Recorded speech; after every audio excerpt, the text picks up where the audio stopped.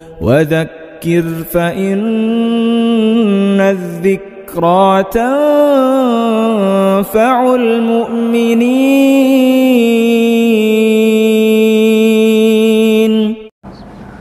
الحمد لله نحمده ونستعينه ونستغفره ونؤمن به ونتوكل عليه ونعوذ بالله من شرور أنفسنا ومن سيئات أعمالنا. من يهده الله فلا مضل له ومن يضلله فلا هادي له. ونشهد أن لا إله إلا الله وحده لا شريك له. ونشهد أن سيدنا ونبينا ومولانا محمدا عبده ورسوله صلى الله تعالى عليه وعلى آله وأصحابه وبارك وسلم تسليما كثيرا كثيرا. أما بعد فأعوذ بالله من الشيطان الرجيم. بسم الله الرحمن الرحيم. ولا تركنوا إلى الذين ظلموا فتمسكم النار وما لكم من دون الله من أولياء ثم لا تنصرون. بزرگان محترم اور برادران عزیز، یہ سورہ ہود کی 113 نمبر کی آیت ہے. اس آیت پاک میں اللہ تبارک و تعالی نے ظالمین کی طرف میلان رکھنے سے منع فرمایا ہے. فرمایا اگر تم ظالمین کی طرف میلان رکھو گے تو جہنم کی آگ تمہیں چھوئے گی، پھر تمہارا نہ کوئی یار ہوگا نہ کوئی مددگار. قرآن کریم کی اس آیت میں لفظ لایا گیا ہے لا ترکنو، جس کا ترجمہ کیا تم میلان نہ رکھو ظالمین کی طرف. مفسرین کرام نے اس لفظ کے مختلف معانی بیان کیے ہیں. رئیس المفسرین حضرت عبداللہ بن عباس رضی اللہ تعالی عنہما نے اس لفظ کا لفظ لا ترکنو کا مطلب بیان کیا ہے کہ تم ظالمین کی طرف میلان اور دلی محبت نہ رکھو. اسی طرح مفسر ابو العالیہ رحمۃ اللہ علیہ نے اس لفظ کا مطلب بیان کیا ہے کہ تم ظالمین کے اعمال پر راضی مت رہو. بعض علماء نے اس کا مطلب بیان کیا ہے کہ تم ظالمین کی خوشامد مت کرو.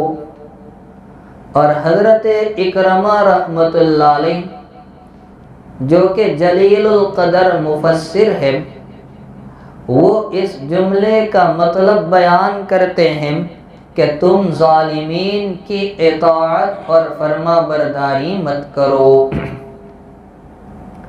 ان تمام باتوں کا خلاصہ یہ ہے کہ اللہ تبارک و تعالی نے ہمیں ظالمین کی یعنی اسلام کے دشمنوں کی اطاعت سے، ان کی مشابہت سے اور ان کی نقالی سے روکا ہے.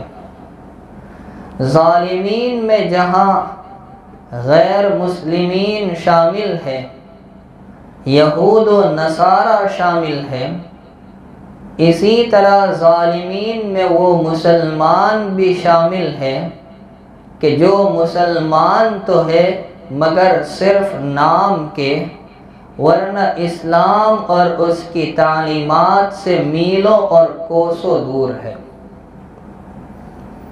اب یہاں پر ایک سوال ہوتا ہے اور اس سوال کو اور اس کے جواب کو بہت توجہ سے سننا ہے۔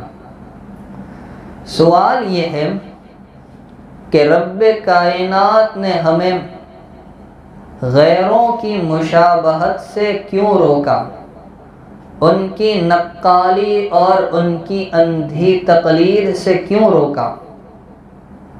تو اب اس کا جواب بہت تفصیل سے آپ کے سامنے پیش کیا جا رہا ہے کہ آخر باری تعالیٰ نے ہمیں ظالموں کی، غیروں کی مشابہت اور نقالی سے کیوں روکا۔ پہلی وجہ،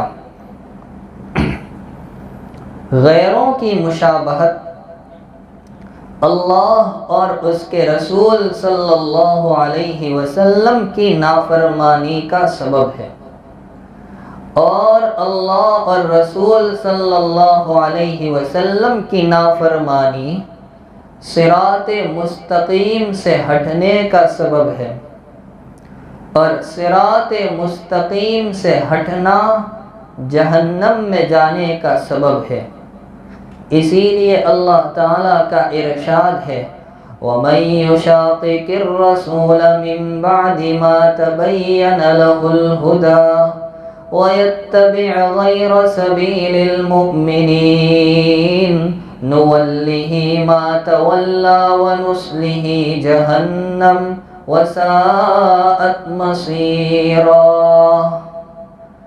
کہ جو آدمی سیدھا راستہ معلوم ہونے کے بعد پیغمبر کی مخالفت کرے گا اور مؤمنین کے راستے کو چھوڑ کر اور راستے پر چلے گا تو وہ جدھر چلتا ہوگا ہم اسے چلنے دیں گے، اور قیامت کے دن ہم اسے جہنم میں جھونک دیں گے، اور وہ برا ٹھکانہ ہے، بری جگہ ہے۔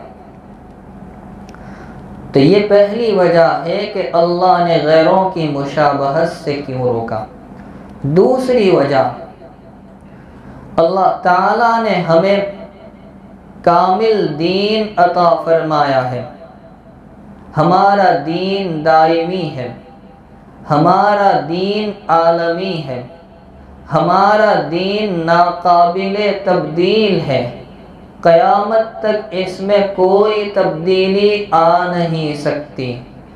ہمارے اس دین میں ماں کی گود سے لے کر قبر کے گڑھے تک کے سارے امور کی وضاحت بیان کر دی گئی ہے، اور حجۃ الوداع میں میدان عرفات میں پیارے آقا صلی اللہ علیہ وسلم پر آیت نازل ہو گئی اليوم اکملت لکم دینکم واتممت علیکم نعمتی ورضیت لکم الاسلام دینا،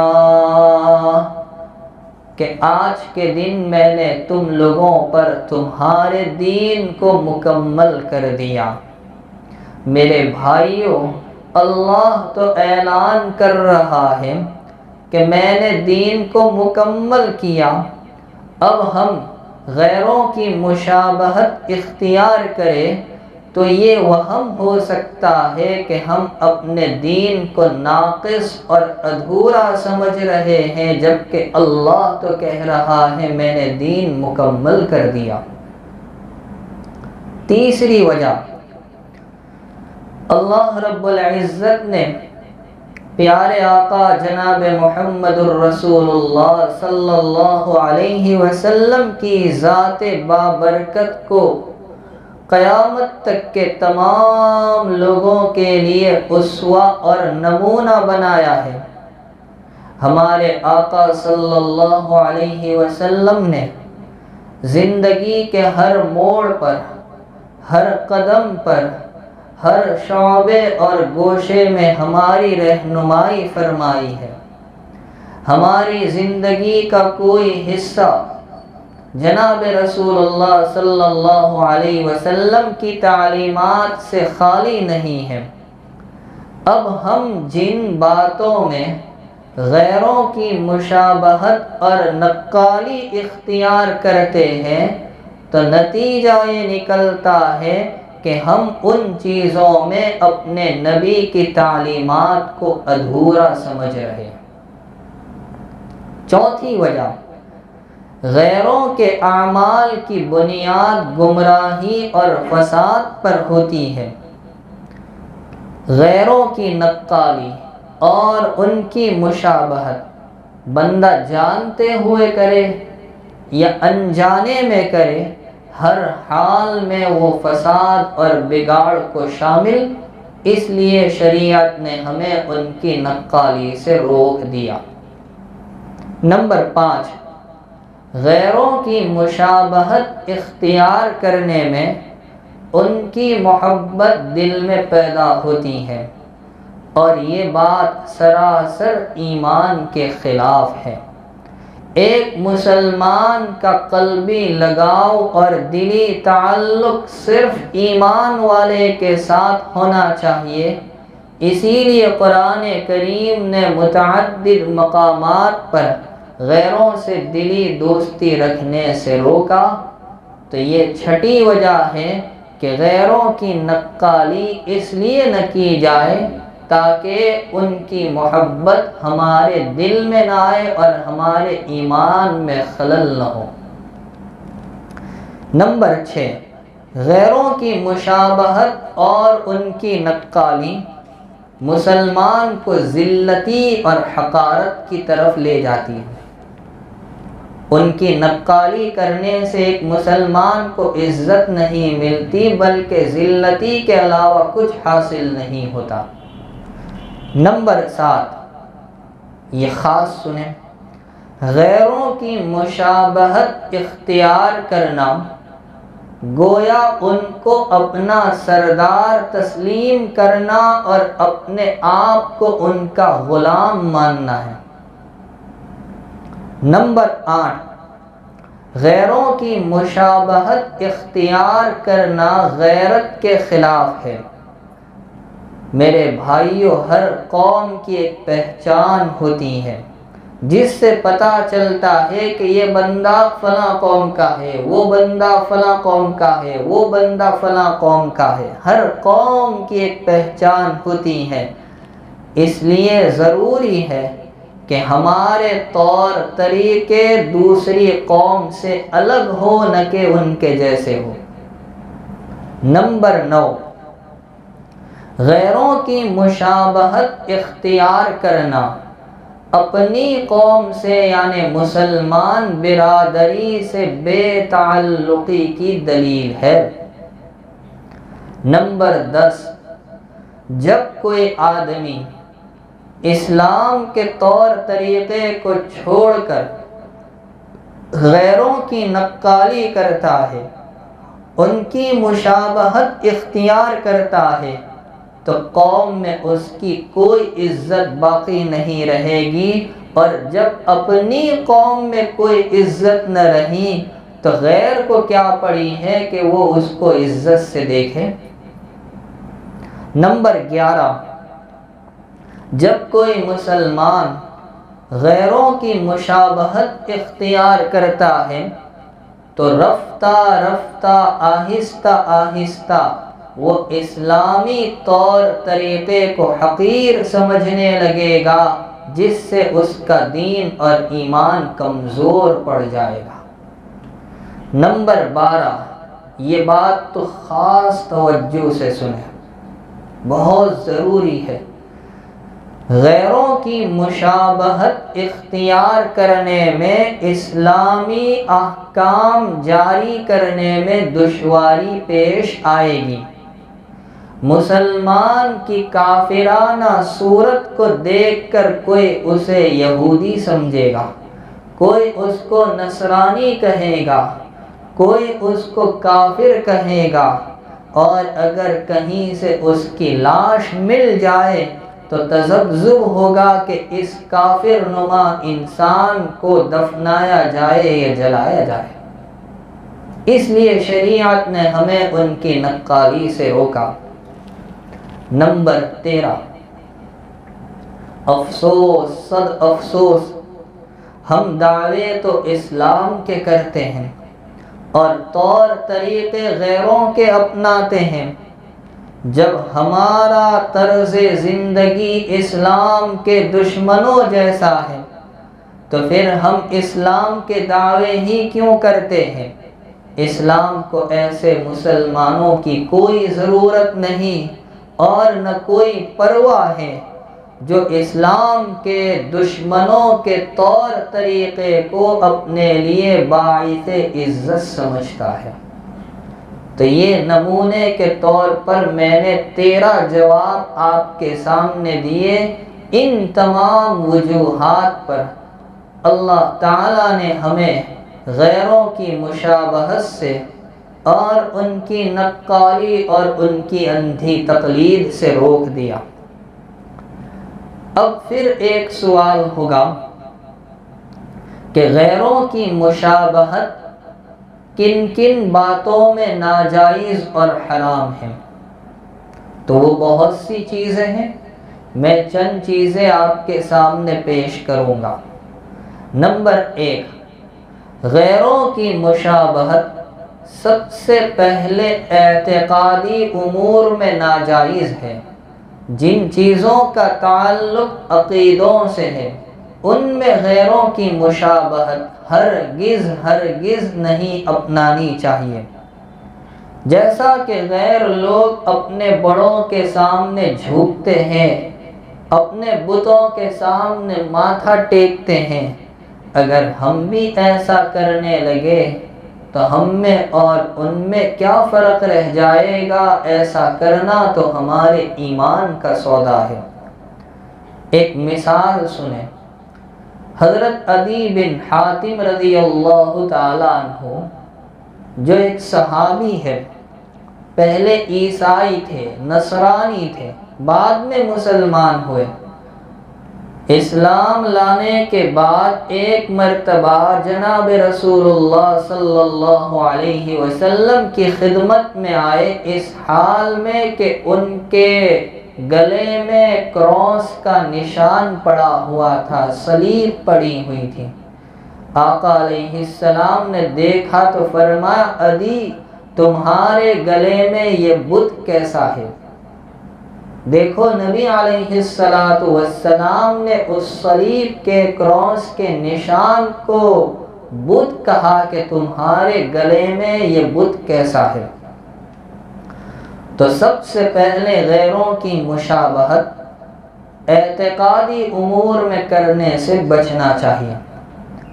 دوسرے نمبر پر جشن اور تہوار کے جو موقع ہیں ان میں بھی غیروں کی مشابہت سے بچنا لازم اور ضروری ہے۔ سب سے پہلے تو میں آپ کو ایک بات بتا دوں، ایک مرتبہ چند علماء یہود نے امیر المؤمنین حضرت عمر فاروق رضی اللہ تعالیٰ عنہ سے سوال کیا کہ تمہارے قرآن میں، تمہاری کتاب میں ایک آیت ایسی ہے، اگر وہ آیت ہم یہودیوں پر نازل ہو جاتی تو ہم اس کے نازل ہونے کے دن کو عید کا دن مناتے۔ وہ آیت کون سی تھی جو میں نے ابھی آپ کے سامنے پڑھی؟ الَّيَوْمَ أَكْمَلْتُ لَكُمْ دِينَكُمْ وَأَتْمَمْتُ عَلَيْكُمْ نِعْمَتِي وَرَضِيتُ لَكُمُ الْإِسْلَامَ دِينًا۔ امیر المؤمنین فاروق اعظم رضی اللہ تعالیٰ عنہ نے جواب دیا کہ ہاں ہم جانتے ہیں یہ آیت کب، کہاں، کس موقع پر نازل ہوئی۔ سفر حجۃ الوداع کا ہے، جمعہ کا دن ہے، عصر کے بعد کی مقبول گھڑی ہے، جبل رحمت کے دامن میں اپنی ناقہ پر جناب رسول اکرم صلی اللہ علیہ وسلم سوار ہے اور جبرائیل اس آیت کو لے کر آتے ہیں۔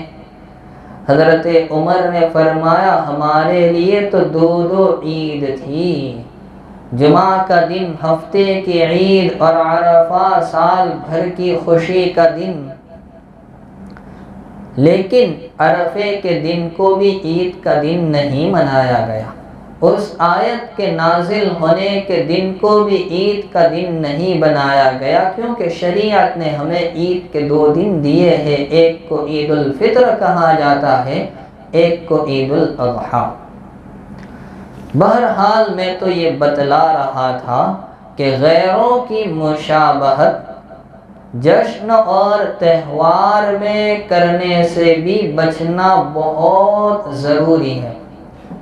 اب آج مسلمانوں کو دیکھیں، غیروں کو دیکھیں، غیروں میں سے کوئی بھی آپ کو ایسا نہیں ملے گا جو ہمارے جشن میں شریک ہوتا ہو، لیکن ان کے جب جشن اور تہوار کے دن آتے ہیں تو ہمارا مسلمان بندہ پاگل بنا پھرتا ہے۔ 14 جنوری کو کیا ہوتا ہے؟ ذرا تاریخ تو اٹھا کر دیکھو کہ اس پتنگ کی تاریخ نبی کریم صلی اللہ علیہ وسلم کی شان میں گستاخی سے تعلق رکھتی ہے۔ اورنگزیب عالمگیر کے زمانے میں ایک واقعہ پیش آیا، اس واقعے سے پہلے پتنگ اڑانا یہ صرف ایک تفریح کا کام تھا، لیکن اس واقعے کے بعد پتنگ کا تعلق مذہبی تہوار سے بن گیا۔ واقعہ یہ تھا کہ ایک لڑکا جس کا نام حقیقت رائے تھا، اس نے جناب رسول اکرم صلی اللہ علیہ وسلم کی اور حضرت فاطمہ رضی اللہ تعالی عنہا کی شان میں گستاخی کی تھی۔ ایک غیر مسلم مورخ ڈاکٹر BS نجار ان کا نام ہے، وہ اپنی کتاب میں لکھتے ہیں، ان کی کتاب ہے Punjab under the later Mughals, یعنی پنجاب مغل کے آخری دور میں۔ اس کتاب میں لکھتے ہیں کہ سیالکوٹ کے علاقے کا ایک لڑکا تھا، اس کا نام تھا حقیقت رائے۔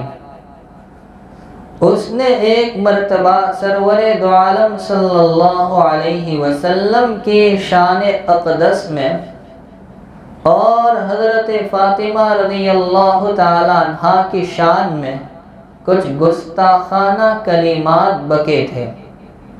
مسلمانوں نے جب اس کی اس نازیبہ حرکت کو دیکھا تو عدالت میں مقدمہ پیش کر دیا۔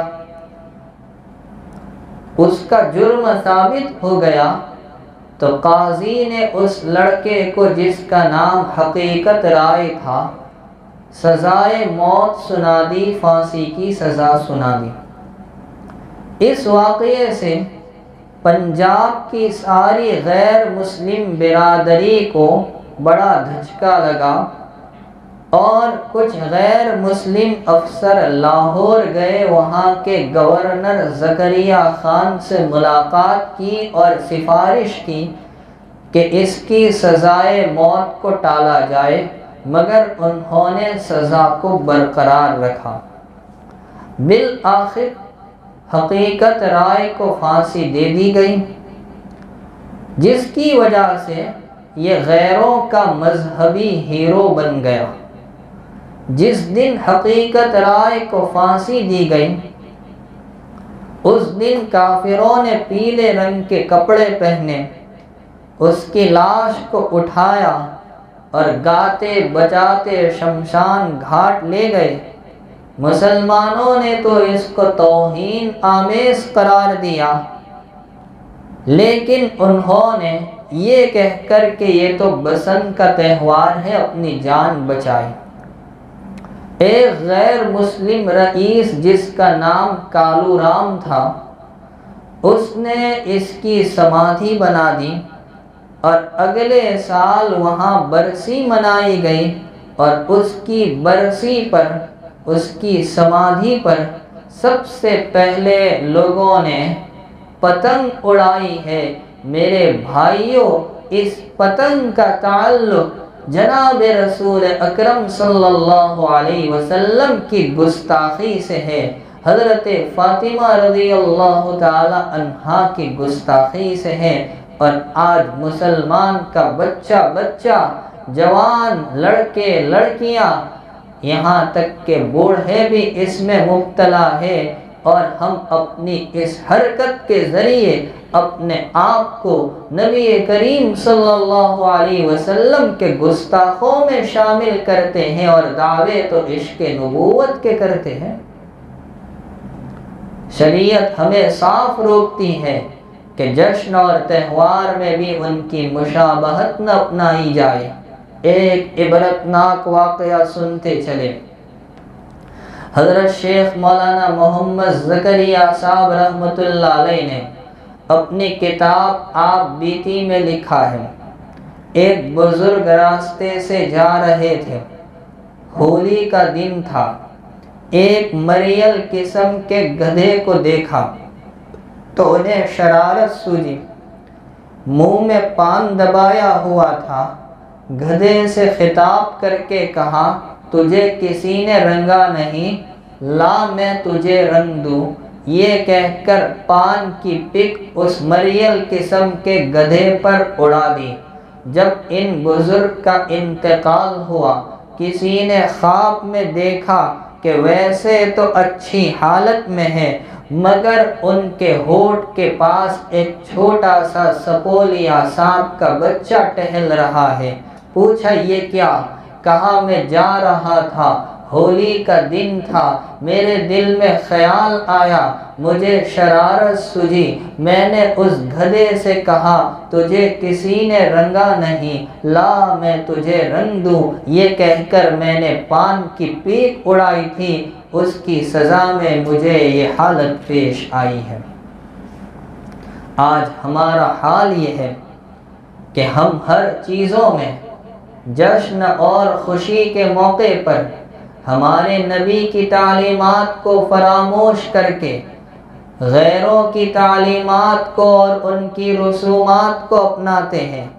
شادی بیاہ کا موقع آ جائے تو جناب رسول اکرم صلی اللہ علیہ وسلم کی کیا تعلیمات رہی، ہم اس کو نظر انداز کر دیتے ہیں، ایسا نظر انداز کر دیتے ہیں کہ ایک واقعہ تو حقیقت میں یہ ہوا کہ رخصتی تک ہو گئی، بعد میں پتہ چلا کہ نکاح ہی نہیں ہوا تھا۔ شادی بیاہ کے موقع پر ہجڑوں کو بلا کر نچایا جاتا ہے، ڈھول بجائے جاتے ہیں، اور میرے والد صاحب رحمۃ اللہ علیہ فرمایا کرتے تھے ایسے موقع پر کوئی مفتیوں سے نہیں پوچھتا کہ ہمیں کیا کرنا چاہیے، گھر کی جو ڈوسییں ہیں وہ مفتنے بن جاتی ہیں اور ان کو سارے خاندان کی رسومات زبانی یاد ہوتی ہے کہ فلاں خاندان کی رسم یہ ہے، فلاں کی یہ ہے، ساری رسمیں ادا کی جاتی ہے۔ ہلدی کی رسم ادا ہو رہی ہے، لڑکے کو ہلدی لگانے کے لیے سسرال سے نوجوان لڑکی آتی ہے، اس سے بڑھ کر بے حیائی اور بے شرمی کیا ہوگی؟ کیا میرے آقا کی تعلیمات یہ ہے؟ بتائیے میرے آقا کے صحابہ میں سے کسی کی شادی میں ایسی بات پیش آئی تھی؟ 4 لڑکیوں کے نکاح میرے آقا نے کیے، کیا بے حیائی اور بے شرمی کے جنازے تھے؟ لیکن ہم نے یہ سب کچھ کیا ہے۔ اسی طرح شریعت نے ہمیں عید کے 2 دن دے دیے، عید الفطر اور عید الاضحیٰ، لیکن 12 ربیع الاول کا دن آتا ہے جو میرے آقا کے صرف ولادت کا نہیں بلکہ وفات کا بھی تو دن ہے۔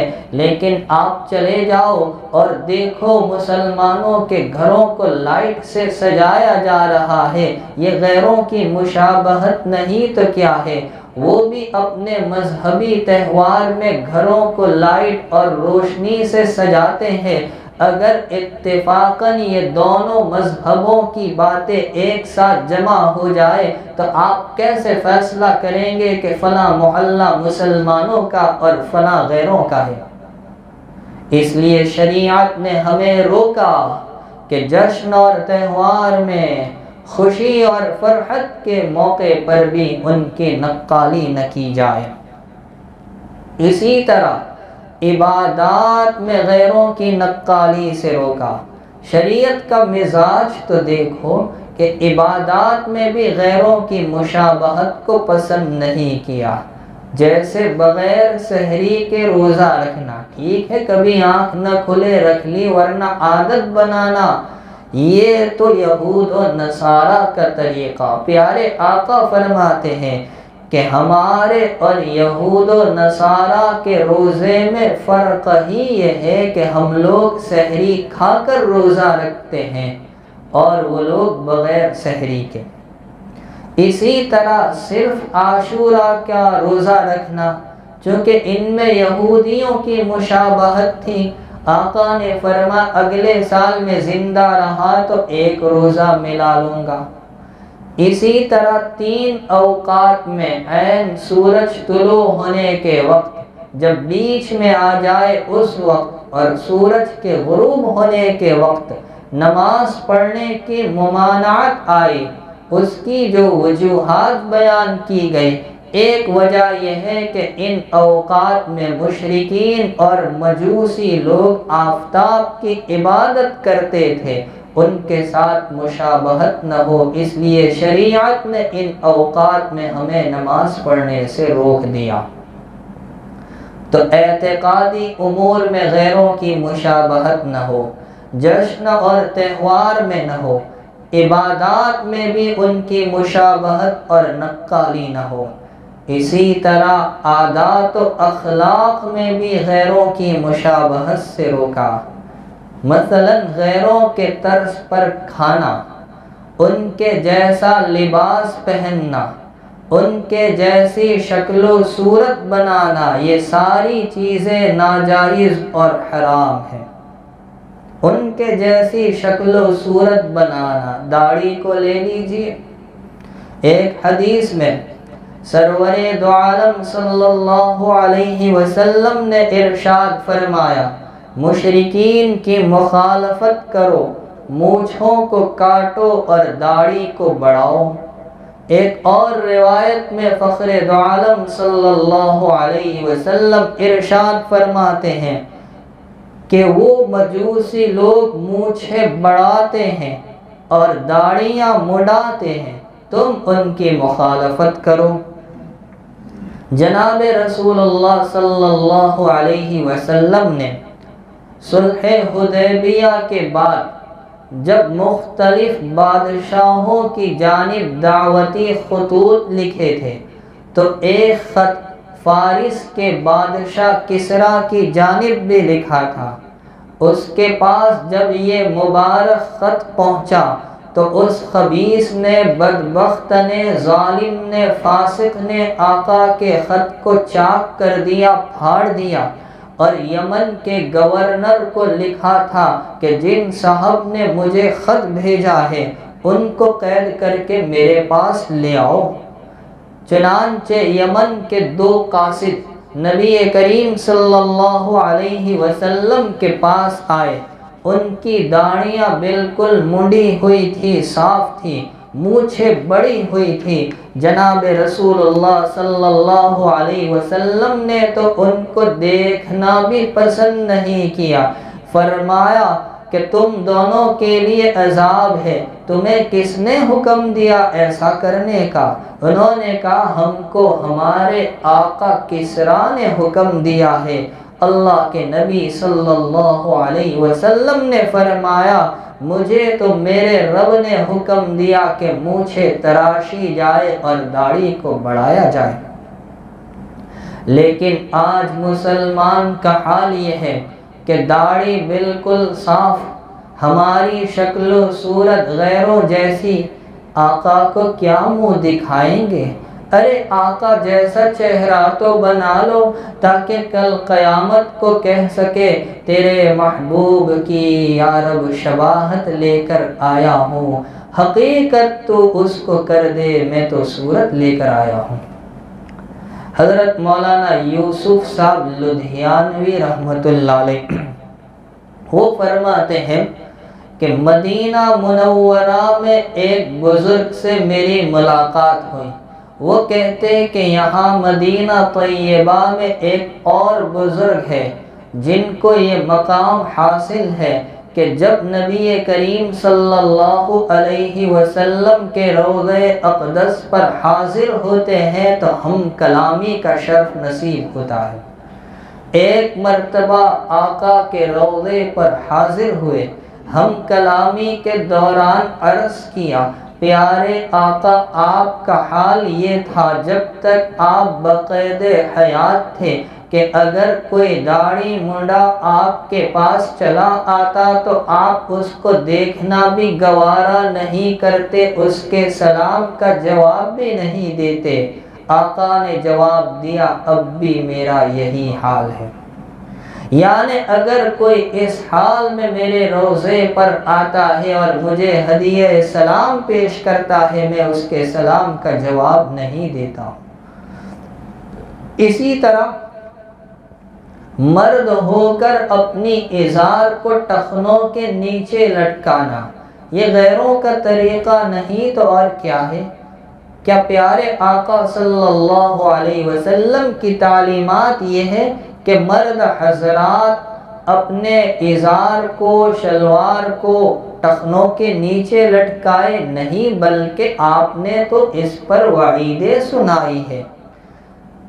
نبی علیہ السلام کے زمانے میں عرب متکبروں کا یہ طریقہ بلکہ یہ فیشن تھا کہ وہ کپڑوں کے استعمال میں فضول خرچی سے کام لیتے اور اس کو بڑائی کی نشانی سمجھتے تھے۔ ازار کو اس طرح سے باندھتے تھے کہ چلنے میں اس کا کنارہ زمین پر گھسیٹتا تھا۔ نبی کریم صلی اللہ علیہ وسلم نے اس سے روکا کہ یہ تو آپسی فخر کا طریقہ جو تکبر کی علامت ہے۔ فرمایا من جر ثوبہ خیلا لم ينظر اللہ الیہ یوم القیامہ، جو اپنی ازار کو از راہ تکبر نیچے لٹکائے گا وہ جہنم میں جائے گا، اللہ اس کی جانب نظر رحمت نہیں فرمائیں گے۔ بعض لوگ یہ حدیث سنتے ہیں تو کہتے ہیں ہم تکبر کے طور پر کہاں لٹکاتے، الحمدللہ دل تو بہت صاف ہے میرے بھائیوں، میرے نبی کی تعلیم کو چھوڑنا ہی یہی تو تکبر ہے، اس سے بڑھ کر کے علامت ہوگی تکبر کی۔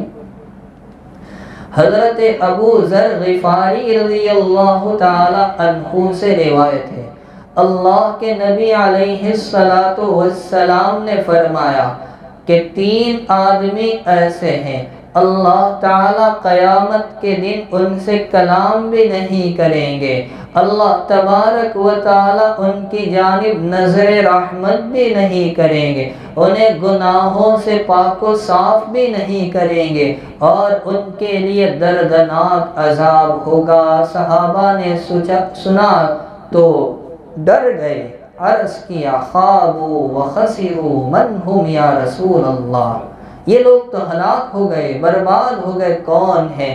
آپ نے وہ تینوں بتائے کون ہیں۔ نمبر 1 المسبل، پہلے ہی نمبر پر فرمایا اپنی ازار کو ٹخنوں کے نیچے لٹکانے والا، دوسرے نمبر پر المنان، احسان کر کے احسان جتانے والا، اور تیسرے نمبر پر وہ آدمی جو اپنے سامان کو جھوٹی قسم کھا کر بیچتا ہو۔ حدیث شریف میں ایک واقعہ ملتا ہے، نصیحت بھی ہے اس کے پیچھے۔ حضرت جابر بن سلیم رضی اللہ تعالیٰ عنہ ایک صحابی ہے، وہ کہتے میں مدینہ منورہ آیا تو میں نے دیکھا ایک صاحب ہے، لوگ ان کی بات کو بغور سنتے ہیں اور عمل کرتے ہیں۔ میں نے پوچھا یہ کون صاحب ہے؟ لوگوں نے کہا یہ اللہ کے رسول ہے۔ حضرت جابر کہتے میں ان کی خدمت میں گیا اور میں نے کہا علیک السلام، علیک پہلے کہا۔ آقا نے فرمایا ایسا مت کہو، یہ مردوں کا سلام ہے۔ اس زمانے میں شعراء اپنے مردوں کو جب اشعار میں سلام پیش کرتے تھے تو علیک مقدم کیا کرتے تھے، اس لیے فرمایا ایسا مت کہو، یہ مردوں کا سلام ہے، السلام علیک کہو۔ چنانچہ انہوں نے ایسا ہی کہا۔ حضرت جابر کہتے ہیں میں نے پوچھا آپ کون ہیں؟ تو آپ نے ارشاد فرمایا ہاں میں اللہ کا رسول ہوں، اس اللہ کا کہ اگر تمہیں کوئی تکلیف پہنچے، کوئی مصیبت پہنچے اور تم اس کو پکارو تو وہ تمہاری تکلیف اور مصیبت کو دور کر دے۔ اگر تم پر قحط سالی آ جائے اور تم اسے پکارو تو وہ زمین کو تمہارے لیے سبزے سے بھر دے۔ اگر تمہاری سواری گم ہو جائے تم اسے پکارو تو وہ تمہاری سواری کو لوٹا دے۔ حضرت جابر کہتے ہیں میں نے عرض کیا پیارے آقا آپ مجھے کچھ نصیحت فرما دیجئے۔ اللہ کے حبیب علیہ السلام نے جابر بن سلیم کو 5 نصیحتیں کی۔ کیا نصیحتیں؟ آپ نے فرمایا کسی کو برا بھلا مت کہنا، لا تسبن احدا، کسی کو برا بھلا مت کہنا، نہ کسی آزاد کو نہ کسی غلام کو۔ حضرت جابر کہتے میں نے اس نصیحت کے بعد کسی کو برا بھلا نہیں کہا، نہ کسی آزاد کو نہ کسی غلام کو نہ کسی اونٹ اور بکری کو، جانور کو بھی نہیں۔ پھر آقا نے دوسری نصیحت کی کسی نیکی کو حقیر مت سمجھنا۔ تیسری نصیحت کی جب تم اپنے بھائی سے ملاقات کرو تو ہنستے ہوئے چہرے سے ملاقات کرنا، اس میں تمہارا کچھ جائے گا نہیں اور سامنے والے کا دل خوش ہو جائے گا۔ چوتھی نصیحت کی جابر اپنی ازار کو ٹخنوں کے نیچے مت لٹکانا، اس لیے کہ جو ایسا کرتا ہے اللہ کی نظر رحمت اس سے اٹھ جاتی ہے۔ اور 5ویں نصیحت کی جابر اگر تمہیں کوئی عار دلائے اس برائی سے جو تمہارے اندر ہے تو تم اس کو اس برائی سے جو اس کے اندر ہو اسے عار مت دلانا، اس لیے کہ جو کچھ اس نے کیا ہے اس کا وبال اس پر ہے۔ اگر آپ اس پر غور کریں گے تو پتہ چلے گا کہ شریعت اسلامیہ نے غیروں کی مشابہت سے کتنا روکا ہے۔ عادات و اخلاق میں ان کی مشابہت نہ کی جائے، ان کے جیسی شکل و صورت بھی نہ ہو، ان کے جیسا لباس اور پوشاک بھی نہ ہو۔ حضرت عمر فاروق رضی اللہ تعالی عنہ کے زمانے میں جب اسلامی حکومت کا دائرہ پھیلتا چلا گیا تو حضرت فاروق اعظم کو فکر ہوئی کہ مسلمانوں کے اجمیوں کے میلاپ کے ساتھ اسلامی امتیازات میں فرق نہ آ جائے، اس لیے آپ نے سب سے پہلے مسلمانوں کو تاکید کی کہ تم لوگ غیر مسلموں کی مشابہت سے پرہیز کرنا، ان کے جیسی صورت، ان کے جیسا لباس اور وضاقت اختیار نہ کرنا، اور غیر مسلموں کو بھی تاکیدی حکم دیا، فرمان جاری کیا کہ تم اپنی خصوصیات میں رہنا، مسلمانوں کی خصوصیات کو نہ اپنانا، کیوں؟ تاکہ اپنوں میں اور پرایوں میں شبہ نہ ہو جائے۔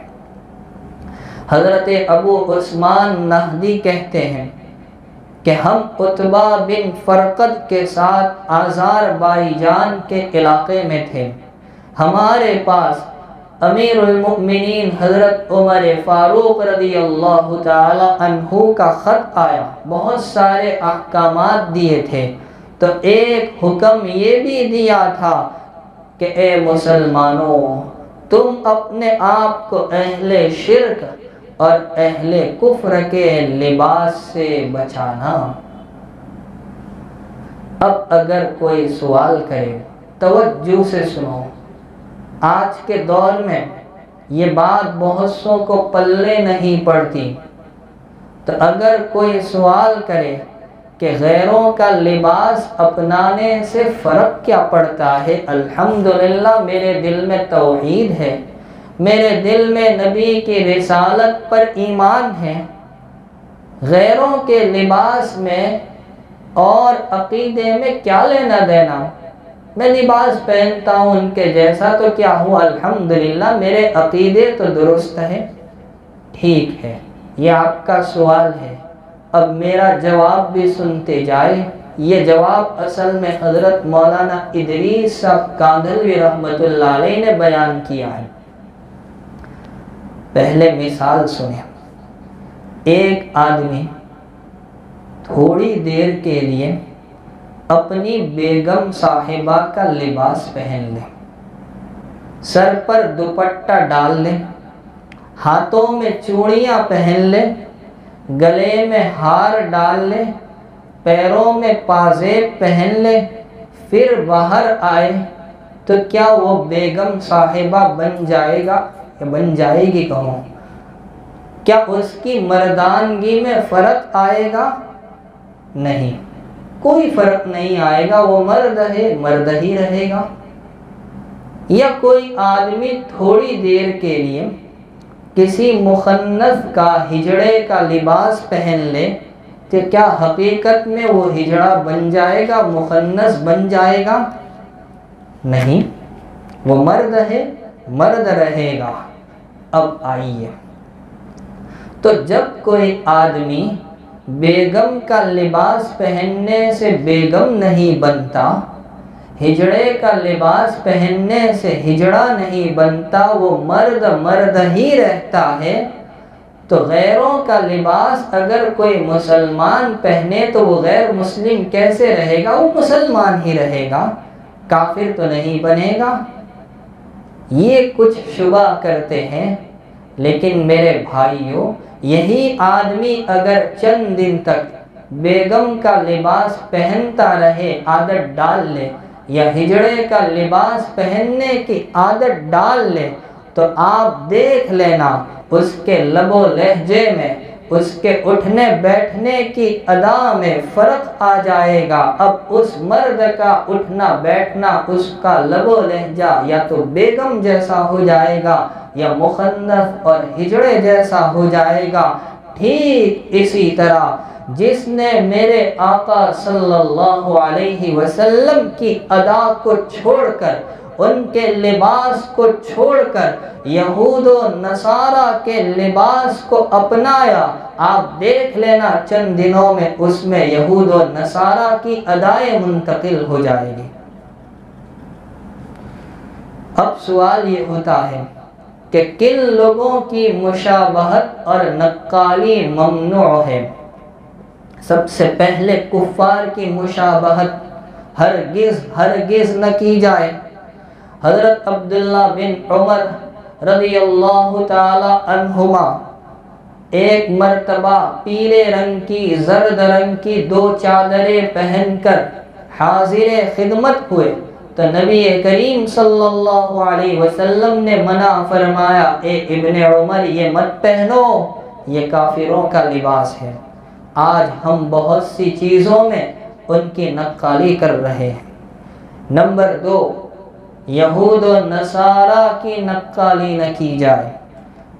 اللہ اپنے کلام میں ارشاد فرماتے ہیں، وَلَن تَرْضَىٰ عَنكَ الْيَهُودُ وَلَا النَّصَارَىٰ حَتَّىٰ تَتَّبِعَ مِلَّتَهُمْ، یہ یہود اور نصارہ آپ سے ہرگز راضی نہیں ہوں گے یہاں تک کہ آپ ان کی ملت کی پیروی کریں۔ ایک عبرتناک واقعہ سنیں جس سے پتہ چلے گا کہ یہود و نصارہ کی مشابہت اور نقالی کتنی خطرناک چیز ہے۔ حکیم الامت حضرت مولانا اشرف علی صاحب تھانوی رحمۃ اللہ علیہ نے یہ واقعہ بیان کیا ہے، بڑا عبرتناک واقعہ ہے۔ مکہ مکرمہ میں ایک صاحب کا انتقال ہوا، انہیں دفن کر دیا۔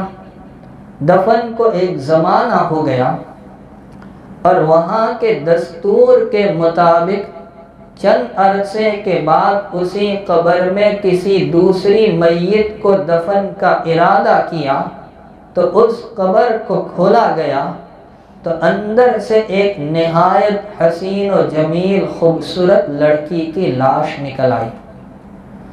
شکل و صورت کے اعتبار سے وہ لڑکی یوروپین معلوم ہوتی تھی۔ وہاں بڑا مجمع بھی جمع ہوا۔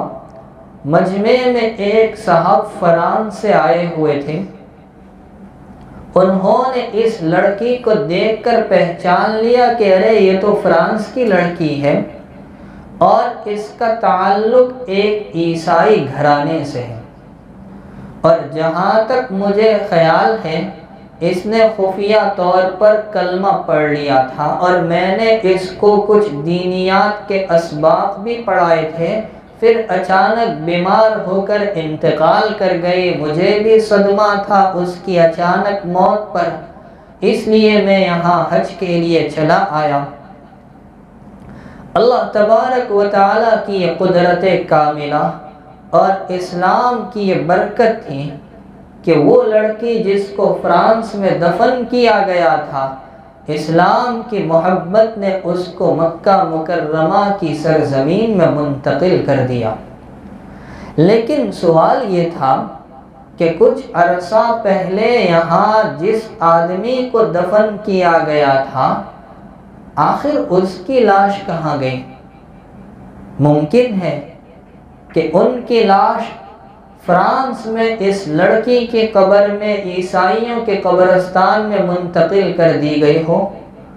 تو لوگوں نے فرانس کے ان صاحب سے کہا کہ جب حج سے فراغت پر تم جاؤ اپنے وطن تو تحقیق کرنا۔ چنانچہ حج سے فراغت پر وہ فرانس پہنچے اور جا کر لڑکی کے باپ کو بتایا کہ تمہاری لڑکی کی لاش تو وہاں نکلی۔ باپ کو بھی یقین نہیں آیا۔ بالآخر عیسائیوں کے قبرستان میں جہاں لڑکی کو دفن کیا گیا تھا تو وہاں اس کی قبر کو کھود کر دیکھا تو وہاں سے اس آدمی کی لاش نکل آئی جس کو مکہ مکرمہ میں دفن کیا گیا تھا۔ فرانس کے اس آدمی نے یہاں مکہ کے لوگوں کو بتایا کہ جی ہاں، ان صاحب کی لاش یہاں فرانس کے عیسائیوں کے قبرستان میں نکل آئی ہے۔ تو اب لوگوں نے ان صاحب کے گھر جا کر تحقیق کی کہ آخر ایسا کیوں ہوا، حقیقت کیا ہے۔ تو ان صاحب کے گھر والوں نے بتایا کہ ویسے تو ہمارے مرحوم بڑے نیک دیندار، صوم و صلاۃ کے پابند تھے، لیکن ان کو اسلام کی ایک بات پسند نہیں تھی، وہ ہے جنابت کا غسل۔ کہا کرتے تھے کہ عیسائیوں کے یہاں اچھا ہے، جنابت کا غسل نہیں۔ یہی وہ وجہ تھی کہ اللہ نے ان کی لاش کو مکہ کی سرزمین سے ہٹا کر فرانس کی سرزمین میں بھیج دیا، اور وہ لڑکی جو خفیہ طور پر پس پردہ اسلام لائی تھی، اسلام کی برکت نے اور رب کائنات کی قدرت کاملہ نے اس کو فرانس سے ہٹا کر مکہ مکرمہ بھیج دیا۔ اسی طرح مجوسیوں کی مشابہت نہ کی جائے۔ آگ کی پوجا کرنے والی قوم، آتش پرست، شریعت نے سختی سے روکا ہے۔ میرے بھائیو، آج ہوتا کیا ہے؟ مسلمانوں کے یہاں یہ رواج، بلکہ رواج تو میں نہیں کہوں گا یہ وبا عام ہوتی جا رہی ہے کہ سالگرہ منائی جا رہی ہے۔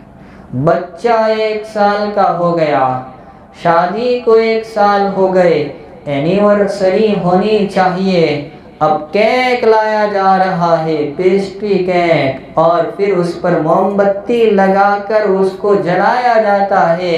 یہ مجوسیوں کا طریقہ نہیں تو کس کا طریقہ ہے؟ اولاً یہ سالگرہ منانا، برتھ ڈے منانا، اینیورسری منانا یہ اسلام کی تعلیم ہے ہی نہیں، اور پھر اس کے اندر آگ کو جلانا یہ تو مجوسیوں کا طریقہ، اور پھر اس کی بڑی بڑی دعوتیں کی جاتی ہے، یہ دعوت بھی ناجائز اور حرام ہے۔ اسی طرح شیطان کی مشابہت نہ کی جائے۔ آپ سوچیں گے شیطان کی مشابہت اور نقالی کیسے ہوگی؟ مسلم شریف کی روایت میں ہے، اللہ کے نبی علیہ السلام نے ہمیں کتنی پیاری بات سکھائی کہ تم میں سے کوئی آدمی الٹے ہاتھ سے بائیں ہاتھ سے کھانا نہ کھائے، اس لیے کہ شیطان الٹے ہاتھ سے کھاتا ہے۔ اسی طرح خلاف جنس کی مشابہت نہ اختیار کی جائے، یعنی مرد حضرات عورتوں کی اور عورتیں مردوں کی مشابہت اختیار نہ کرے۔ لیکن آج حال کیا ہے؟ جتنے مرد ہیں ان کو تو بحریہ بننے کا شوق ہوا ہے، اور جتنی عورتیں ہیں شریعت نے حکم دیا تھا وہ گھر کے اندر رہے، باہر نکلے تو برقع پہن کر نکلے، مردوں کے ہجوم میں نہ چلے، لیکن برقع بھی اتار کر رکھ دیا اور گاڑیوں پر کھلے بال رکھ کے گھومتی ہے۔ اور حال یہ ہے کہ اپنی ازار ٹخنوں تو کیا گھٹنوں کے اوپر آ گئی، بال چھوٹے ہو گئے۔ میرے والد صاحب رحمۃ اللہ علیہ فرماتے تھے سمجھ میں نہیں آتا کہ سامنے سے مسٹر آ رہا ہے یا سسٹر آ رہی ہے۔ اس لیے خلاف جنس کی مشابہت نہ کرو۔ آقا نے لعنت فرمائی، لعنت ہے ان مردوں پر جو عورتوں کی مشابہت اختیار کرتے ہیں، اور ان عورتوں پر جو مردوں کی مشابہت اختیار کرتی ہے۔ اگر آپ کو مشابہت اور نقالی کرنی ہے، نیک لوگوں کی کیجیے، صالحین کی کیجیے، اس کے فوائد خود آپ اپنی زندگی میں دیکھیں گے۔ مفسرین لکھتے ہیں حضرت موسیٰ علیہ السلام کے مقابلے پر جو جادوگر آئے تھے، انہوں نے حضرت موسیٰ علیہ السلام جیسا لباس اور حلیہ بنایا تھا۔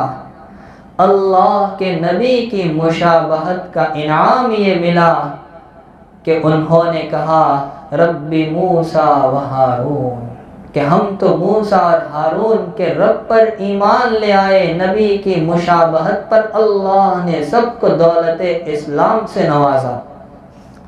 اس سے عجیب ایک واقعہ جو ملا علی قاری رحمۃ اللہ علیہ نے مشکات کی شرح مرقات میں کتاب اللباس میں بیان کیا ہے۔ بنی اسرائیل میں ایک مسخرہ تھا جو کر حضرت موسیٰ علیہ السلام کا مذاق اڑاتا تھا۔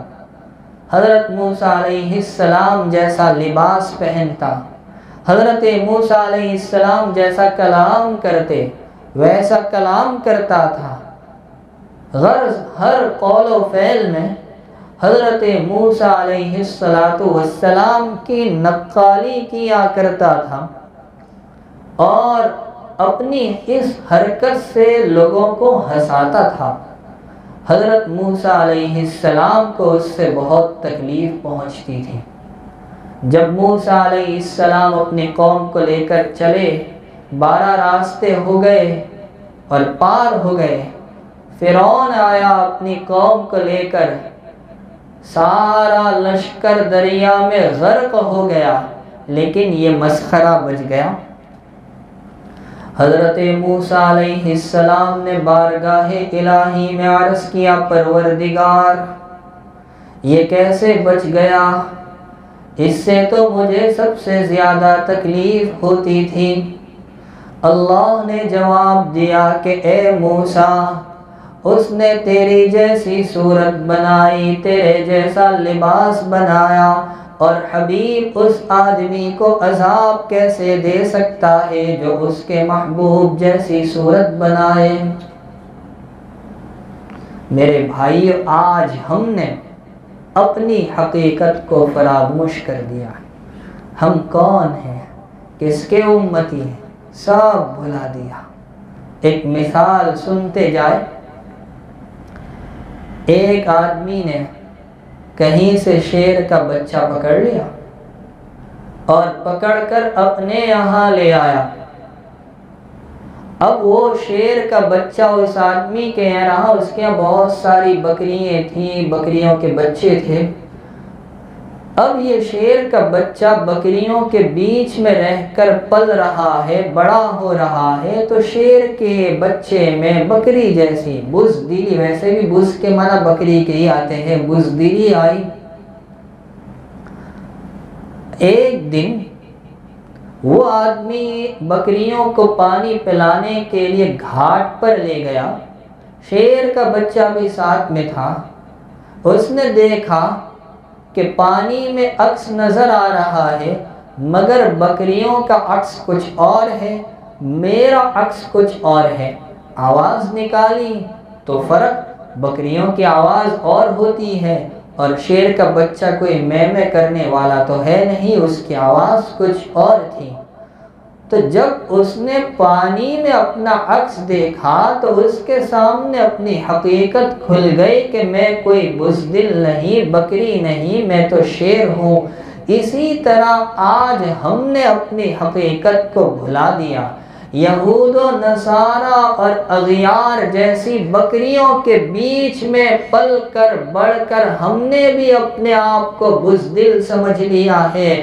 ذرا سیرت رسول اور شریعت کے آئینے میں اپنے عکس کو دیکھو، سنت رسول کے آئینے میں اپنے چہرے کو دیکھو تو پتہ چلے گا کہ ہم کوئی بزدل بکریاں نہیں، ہم شیر ہیں۔ ہم وہ امت ہے جن کو قرآن نے خیر امت کہا، اور ہماری ذمہ داری امر بالمعروف اور نہی عن المنکر بتائی، لیکن ہمارا حال جو شاعر نے کیا اچھا بیان کیا، شور ہے ہو گئے دنیا سے مسلمان نابود، شور ہے ہو گئے دنیا سے مسلمان نابود۔ ہم یہ کہتے ہیں تھے بھی کہیں مسلم موجود، وزعمے تم ہو نصارہ تو تمدن میں ہنود، وزعمے تم ہو نصارہ تو تمدن میں ہنود۔ یہ مسلمان ہیں جنہیں دیکھ کر شرمائے یہود۔ اسی لیے ہمیں غیروں کی نقالی سے، ان کی مشابہت سے بچنا چاہیے۔ پیارے آقا کا فرمان ہے، جو جس قوم کی مشابہت اختیار کرے گا وہ اسی میں سے سمجھا جائے گا، اور اس کا حشر بھی اسی کے ساتھ ہوگا۔ فیصلہ آپ کے ہاتھ میں ہے، آپ طے کر لیں۔ آپ اللہ کے نبی اور صدیقین اور صالحین کے ساتھ اپنا حشر چاہتے ہیں یا یہود اور نصارہ کے ساتھ؟ اگر نیک لوگوں کے ساتھ چاہتے ہیں تو آج ہی سے نیت کر لے، غیروں کا طور طریقہ چھوڑ دے، ان کے جیسی شکل و صورت کو چھوڑ دے، اللہ کے نبی کی صورت کو اپنا لے اور لباس صالحین کا اپنائے۔ یہود و نصارہ کے لباس کو پھینک دو، نبی کا لباس، صالحین کا لباس ہمارے لیے باعث عزت ہے، باعث فخر ہے، غیروں کے لباس میں کوئی عزت نہیں۔ یہ حقیقت ہے جو میں نے آپ کے سامنے پیش کی، اللہ کرے سمجھ میں آ جائے۔ اللہ رب العزت ہمیں عمل کی توفیق عطا فرمائے۔ کوئی شیخ سہیل عبدالغفور بیمار ہے، اللہ تعالیٰ ان کو شفائے کاملہ نصیب فرمائے۔ سبحانک اللہم و بحمدک و تبارک اسمک و تعالی جدک و لا الہ غیرک، سبحان اللہ و بحمدہ، سبحان اللہ العظیم۔ اللہم صلی علی سیدنا و مولانا محمد النبی الامی وعلی آلہ وسلم تسلیما۔ یا رب صلی وسلم دائما ابدا علی حبیبک خیر الخلق کلہم۔ ربنا آتنا فی الدنیا حسنہ وفی الآخرۃ حسنہ وقنا عذاب النار۔ ربنا لا تزغ قلوبنا بعد اذ ہدیتنا وہب لنا من لدنک رحمہ انک انت الوہاب۔ ربنا انک جامع الناس لیوم لا ریب فیہ ان اللہ لا یخلف المیعاد۔ رب اغفر وارحم وانت خیر الراحمین، واعف عنا واغفر لنا وارحمنا انت مولانا فانصرنا علی القوم الکافرین۔ ربنا لا تجعلنا فتنة للقوم الظالمین ونجنا برحمتك من القوم الكافرین۔ اللهم حبب إلينا الإيمان وزينه في قلوبنا وكره إلينا الكفر والفسوق والعصيان واجعلنا من الراشدين۔ اللهم اعتق رقابنا من النار، اللهم أجرنا من النار، اللهم نجنا من النار، اللهم احفظنا من النار، اللهم إنا نسألك الجنة ونعوذ بك من النار۔ اے اللہ ہم گنہگار ہیں، نافرمان ہے، خطا کار ہے، سیاہ کار ہے، اے اللہ سر سے لے کر پیر تک معصیات میں ڈوبے ہیں۔ الہ العالمین تو ہمارے سارے گناہوں کو بخش دے، اے اللہ ہمیں معاف فرما دے، اے اللہ ہمارے اگلے پچھلے بڑے چھوٹے ظاہری باطنی جسمانی روحانی قولی فعلی اجتماعی انفرادی اختیاری غیر اختیاری دین کے رات کے صبح کے شام کے جان بوجھ کر کیے انجانے میں کیے سارے گناہوں کو محض اپنے لطف و احسان سے معاف فرما دے۔ اے اللہ ہمارے مردوں کے، عورتوں کے، بوڑھوں کے، بچوں کے، جوانوں کے، دوستوں کے، دشمنوں کے، رشتہ داروں کے، متعلقین کے، امت کے ایک ایک فرد کے سارے گناہوں پر اپنے لطف و احسان سے معافی کا قلم پھیر دے۔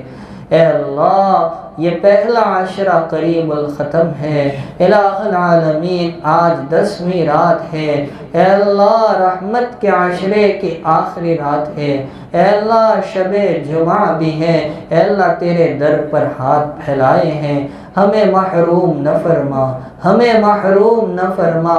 اے اللہ تو نے اپنے کلام مقدس میں فرمایا یا ایھا الناس انتم الفقراء الی اللہ، اے لوگو تم سب کے سب اللہ کے سامنے فقیر ہو، محتاج ہو، اور تو نے یہ بھی تو کہا انما الصدقات للفقراء، صدقہ اور خیرات فقیروں کے لیے۔ رب کریم ہم فقیر ہیں، رب کریم ہم فقیر ہیں، رب کریم ہم محتاج ہیں، بھکاری ہیں، تیرے در پر آئے ہیں، دامن پھیلا دیا ہے۔ رب کریم ہماری جھولی میں مغفرت کا صدقہ ڈال دیجئے۔ رب کریم تیرا کچھ نہیں جائے گا، تیری رحمت میں کوئی کمی نہیں آئے گی۔ میرے مولا سمندر کے پانی میں اگر کوئی سوئی کو ڈبا کر نکالے، بھلا سمندر کے پانی میں کیا کمی آتی ہے؟ میں تو کہتا ہوں میرے مولا کمی آئے گی، لیکن سارے بندوں کی تو مغفرت کر دے، تیری شان رحمت میں کوئی کمی نہیں آتی۔ تیری رحمت کا دریا ٹھاٹے مارتا ہے، اے اللہ تیری رحمت کا دریا تو یعنی پر ہے، اے اللہ تیری رحمت کے دریا کی موجیں اٹھ رہی ہیں، ہر رات لاکھوں لوگوں کی مغفرت ہوتی ہے۔ آج کی پیاری شب میں ہم گنہگاروں کی مغفرت کا پروانہ لکھ دیجئے۔ الہی ہماری مغفرت کے فیصلے فرما، الہی ہماری مغفرت کے فیصلے فرما۔ الہی ہم اقرار کرتے ہیں ہم مجرم ہیں، اے اللہ ہم غدار ہیں، احسان فراموش ہے، اے اللہ ہم نے تیری تعلیمات کو چھوڑا، تیرے نبی کی تعلیمات کے جنازے نکالے، اے اللہ تیرے نبی کی تعلیمات پسند نہیں آئی، قرآن و سنت کو اٹھا کر ہم نے طاق میں رکھ دیا۔ الہ العالمین ہمیں غیروں کا چہرہ پسند آ گیا، ہمیں غیروں کا لباس پسند آ گیا، اے اللہ ہمیں اسلام کے دشمنوں کا لباس پسند آ گیا، ان کی چال چلن پسند آ گئی، ان کی وضاقتہ پسند آ گئی۔ رب کریم کل قیامت کے دن تو نے یہود اور نصارہ کے ساتھ ہمیں شامل کر دیا، ہمارا حشر کیا ہوگا؟ اے اللہ ہم بار بار سنتے ہیں کہ یہود اور نصارہ کی مشابہت سے ہمیں بچانا، اے اللہ اس کے باوجود ہم بچنے کی کوشش نہیں کرتے، اے اللہ ہمیں بچنے کی توفیق عطا فرما، ہم میں استقامت نصیب فرما۔ ہم نہیں چاہتے کہ ہمارا حشر انگریزوں کے ساتھ ہو، ہم نہیں چاہتے ہمارا حشر اسلام کے دشمنوں کے ساتھ ہو، ہم تو چاہتے ہیں ہمارا حشر آقا علیہ السلام کے ساتھ ہو، انبیاء کے ساتھ ہو، صدیقین کے ساتھ ہو، شہداء اور صالحین کے ساتھ ہو، اور ہماری ماؤں اور بہنوں کا حشر ازواج مطہرات کے ساتھ ہو، بنات مطہرات کے ساتھ ہو، صحابیہ کے ساتھ ہو، حضرت آسیہ کے ساتھ ہو، حضرت مریم کے ساتھ ہو، حضرت عائشہ کے ساتھ ہو۔ رب کریم ہمارے مردوں کو نبی کا طور طریقہ اپنانے کی اور ہماری عورتوں کو ازواج مطہرات اور بنات مطہرات کا طور طریقہ اپنانے کی توفیق عطا فرما۔ اے اللہ اب تک جو کوتاہی ہوئی اسے معاف فرما دے، اے اللہ اسلام کی اور نبی کی ایک ایک ادا سے ہمیں محبت نصیب فرما۔ اے اللہ جن چیزوں پر نبی نے وعید سنائی، اے اللہ جن چیزوں کو نبی نے ناپسند کیا ان سے بچنے والا بنا دے، اے اللہ یقیناً 100% کامیابی نبی کے راستے میں ہے، اے اللہ نبی کے راستے پر چلنے والا بنا، نبی کی سنتوں کو اپنانے والا بنا، نبی کی سنتوں پر جو کوئی عامل نہیں ہوتا وہ کچھ بھی کر رہا ہو اسے کچھ حاصل نہیں ہوتا، کرشمے کتنے ہی دکھائے یا ولی کہے اسے کوئی، مگر گروہ اولیاء میں شامل نہیں ہوتا۔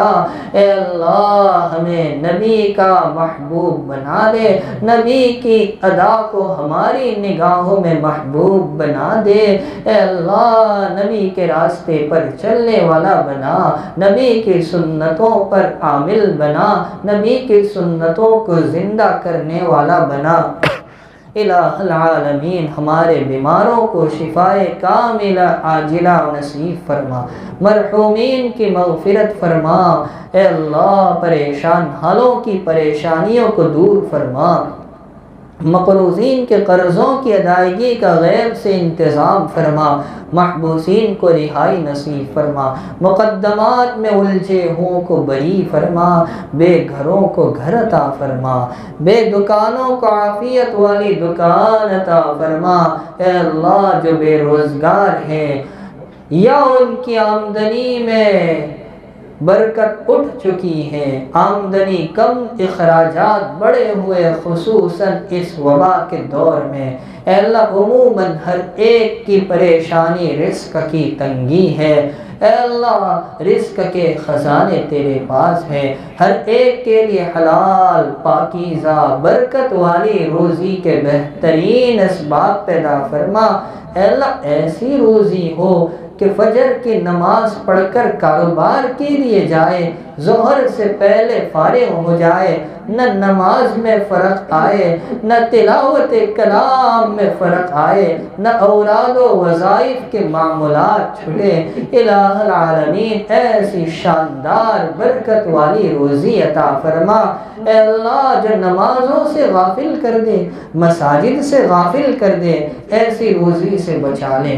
اے اللہ تعلق بالمساجد والی روزی نصیب فرما دے کہ ہو تو کاروبار میں مگر دل مسجدوں میں ہو۔ الہ العالمین، الہ العالمین تو قادر مطلق ہے، تو فعال لما یرید ہے، تیرے لیے کیا دشوار ہے۔ الہ العالمین ہم مسلمان بندے چاہتے یہ ہے کہ ہمیں حلال روزی ملے، پاکیزہ روزی ملے، برکت والی ملے، سہولت اور آسانی سے مل جائے، اس میں تنگی نہ ہو، اس میں مشقت نہ ہو، اس میں نمازوں کا نقصان نہ ہو، اس میں تلاوت کا نقصان نہ ہو، اوراد و وظائف کے معمولات میں حرج نہ آئے۔ الہی ہماری تمناؤں کو پورا فرما۔